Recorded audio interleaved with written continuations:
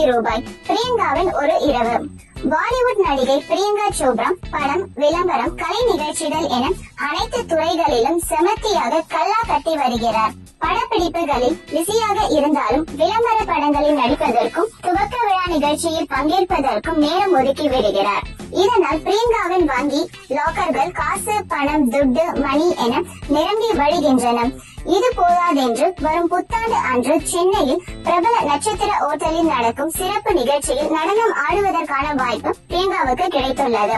7 நிமிடம் நடனம் ஆடினால் போதும் என நிகழ்ச்சி ஏற்பாட்டாளர்கள் கேட்டுள்ளனர். அதற்கு எவ்வளவு தருவீர்கள் என பிரியங்கா கேட்டுள்ளார். 6 கோடி ரூபாய் தருவதாக அவர்கள் கூறியதும் எந்த மறுப்பும் கூறாமல் சென்னைக்கு பிளைட் டிக்கெட் எடுத்துட்டீங்களா என கூறிவிட்டு சிரித்தாராம்.